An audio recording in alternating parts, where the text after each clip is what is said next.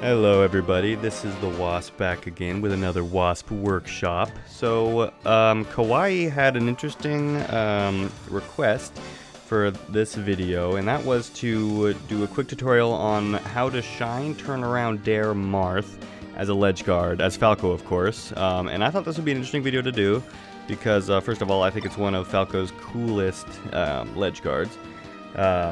And it kind of dips into a few other things, so I thought it'd be a pretty good video. So without further ado, actually unfortunately I don't have my guinea pig, the duck, here, so I'm gonna have to be doing this with a bot, and unfortunately the bot's not going to be quite realistic in terms of how this will actually look.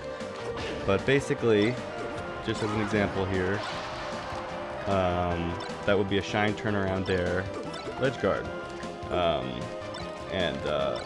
that's not an area where you'd actually see it. Usually this only works when the Marth is forced to sweet spot coming from low, but I cannot find a way to get the bot to actually sweet spot. Even if he's way too far out, he'll still be at level, at stage level. So either way, that was an example of that. So before we get into doing this, before you can really understand how to do this, you have to understand a few lower level things going on here. And the first one is ledge invincibility. So for any of you new players out there, if you've ever wondered why Fox and Falcos and Marths and Sheiks and just about everybody constantly do something over here at ledge rather than sitting there, is because when you're on the ledge, when you first get there, you get a ton of frames of invincibility, and it lasts for, I don't know, about a second. And I can demo this here using 20XX. I open up my hit bubbles here, and whenever I'm blue, that means I'm invisible. So right when you get on the ledge, you are invincible, but it runs out. So if Marth were to, down tilt me right there, I'd be good. But if I wait there too long, then I would die. So the reason why we constantly go do something to get back to ledge is because we can refresh our invincibility. And if done right, you can almost always have invincibility.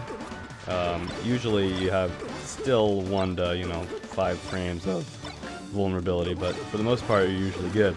And the reason that's important is because as a Marth's coming in, if we just sit here and get ready to do our counterattack and we do not have invincibility, even if it's still possible to get the kill, to get the edge guard, but it's a very risky business because if we don't have invincibility, here, let's do an example. So I wait here a while. See, I'm yellow that entire dair, but if I do it right away, or if I've been refreshing this, then I'm blue for most of that.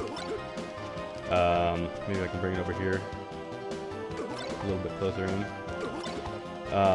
So if I'm yellow, if I'm vulnerable when Marth up Bs, it'll almost always trade. There are some ways to get the hit with being completely unscathed, regardless of whether you're invulnerable or not. But in most cases, you'll trade, and for me at 0% here, it wouldn't be that big of a deal. However, if I was really high percent, it could be a big deal, and since, Falco is one of the most gimpable characters, it's usually just a good idea to keep yourself invincible as much as can, just to be safe. So that's a quick tutorial on ledge invincibility, and just to know, so if you ever sit in here for too long, basically the setup for this kind of requires ledge invincibility. So the next thing that is sort of needed, well, it's definitely needed for this, but one thing you should understand, just a quick tutorial on shine turnaround aerials. So this applies to both Fox and Falco. As you guys know, you can, jump cancel your shines, whether they're on the ground or in midair, and you can follow them up with aerials. And a quick tip for some of you, in case you do not do this, I'm going to bring my controller over here. After you jump, typically, when it comes to jump canceled or to shine aerials, you almost always want to use tap to jump to get out of your shine. That way your thumb is already available to hit the C stick in whatever way you want. Of course, that doesn't apply to, shine nair, but shine bear, shine up air, whatever you want to do. It's much quicker if you jump cancel using tap to jump. So that's one muscle memory you should probably get down. It'll be very helpful in a lot of different areas. And so with that, that's, as I've been doing this, that's without the shine turnaround. So one thing you just have to do And since in this case we're only using dair, it's pretty easy movement. You know, you do kind of up on the left stick and down on the C stick, almost at the same time. You can, in fact, if you try to do it at the same time, usually you'll miss by a frame or so, which will be just about perfect. So in order to do the shine turnaround, you kind of do the exact same movement where you just go down and up, and you want to jump. You know, you want to get to up before you do your C stick down. But to do the shine turnaround after our shine, basically do the same thing, but instead of going straight up, kind of go to a direction up. So basically, like on your way up, go to one of the sides. And in fact, to get the tap to jump at a shine, you don't even have to be directly up. So your movement can be down for shine and sort of just kind of end somewhere in one of the diagonal notches, and that'll usually be okay. So kind of play around with that, get used to doing it. And then one other thing to note is that if the shine actually hits, if it actually connects with the Marth, or whoever you're trying to ledge guard, whenever you're trying to do shine turnaround aerials, you should know that when the shine hits, you have a couple extra frames, I don't know the number, but you have a little bit longer to wait before you can jump and do your aerial. So there will be some times when you'll come down here trying to do your edge guard, and your shine will connect, and then you'll kind of just go down here and get stuck. It'll happen some other times, or if you have good instinct, maybe it won't. But so just be aware of that. You'll know it by feeling pretty well. But when you hit the shine, or when the shine hits and you still want to turn around and do an aerial, you have to wait just a little bit longer. So just one thing to keep in mind. Oops, sorry, a little bit of a weird angle here. So with that, that's kind of all the prerequisites you need to do this. So the thing you need to do basically is just to get the muscle memory down, to be able to do it on command. You don't necessarily have to worry about getting to ledge real fast, because this is one of those techniques where you hit it the first time or you don't. If you mess up, you should probably get out of there because you're in a bad spot. And make sure to do it on both sides, because the muscle memory is totally different. Oh Jesus. Okay, you don't need the camera anymore. I can do this regularly. Oh.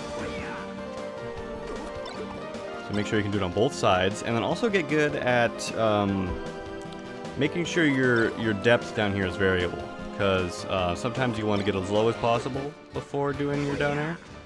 Of course, if you go too low, you won't be able to get back on stage. In that case, even if you were to get your up B on time, you might not be able to make it back. Rip. Okay, I should probably look at my CRT, not my computer monitor while I'm doing this. So basically just practice that movement and it'll become really fluid, pretty easy. You can do it really fast. You don't necessarily need to worry about the ledge of visibility when you're trying to practice this. You just want to be able to get that movement down really well. You don't even have to do it on the ledge, really. Oh boy, I'm getting stuck. So after doing that for a while, you should be pretty good. So I just want to talk about a couple problems that come up with this. So it's gonna be hard to show here because this Marth doesn't want to go low. But the Marth actually, so this is basically what I'm trying to say is this is not it's not the be all end all edge guard here. This is only one of his cool ones, I'd say. Not something you should do too often, and usually you only want to do it, like I said earlier, when the Marth is forced to sweet spot. And the only good thing about this is that a lot of times the Marths, they elect to sweet spot, even though they don't need to. A lot of Marths like to go really low because, their up B landing lag is so long, getting to the ledge is one of their biggest priorities. And this technique covers the ledge pretty well, so it can be used pretty often. So the problem I want to talk about is the fact that Marths are sneaky little bastards, and they have a lot of time on their hands, especially if they have their side B juice still, so they're able to slow themselves down. They can control and react very well to what you're doing here. So, like I said, first of all, you almost always want to keep your ledge invincibility up, or just time when you go down to ledge perfectly, when they have no choice but to come up. Because if you're invulnerable, or if you're vulnerable here, then they can just hit you with their up B or whatever, or you can get an unfavorable trade. But regardless, the Marth is capable of reacting to when you're going to do this, And so they can wait, and then if you're forced to refresh your invincibility, then they can wait for that to up B, and then even then they wouldn't be in a great spot, but regardless, your ledge guard would be off the table, and you'd be forced to sending them back off, and they'd have another chance. So this does not work all the time, especially if you've done it a ton in one match. They're going to be looking out for it, and they can kind of trick you as to when they're coming back. And if you've ever played against a really good Marth, there's a lot of different things they can do. So, to expand on this, I think by now I kind of got everything down there for what it takes to do it, and how you can practice it. But until you go in game and actually try it on some Marths, you won't really understand what's right or wrong. But just to expand a little bit, so the request here for this video was for Marth specifically, and that's one of my favorite places to use this technique. However, it's very good in many other cases. Most notably against other space animals when they're doing their up B recoveries. And this actually works with Fox too, but of course his drill, it is not a spike, it's just a very soft meteor. Or might not even be a meteor, but in any case, it leaves them able to do something else, and you'd have to go and finish the edge guard in some other way. But with this, especially if you go as deep as you can with your dair, here I'll get my hit bubbles out here to show you. You cover a lot of area,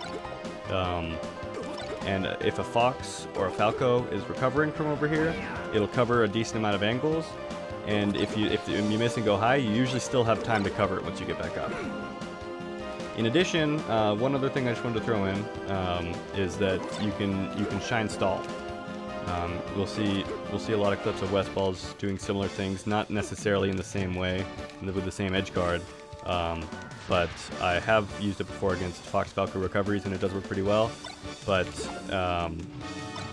you can mix it up when you come back. So you can turn around and shine, and then it's also a slightly better way of getting as deep as you possibly can. But at the same time, as I can demonstrate here, you will lose your invincibility. See, I turned yellow partway through my shine there. Here, I'll come over here just in case you can see. So there's always the balance between being invincible and getting your hitbox in the right place. But as I said, you'll kind of have to get a feel for that, and you'll learn pretty quick what does and doesn't work. But at the same time, because Marth's recoveries are all so different, player to player, it's not a universal trick.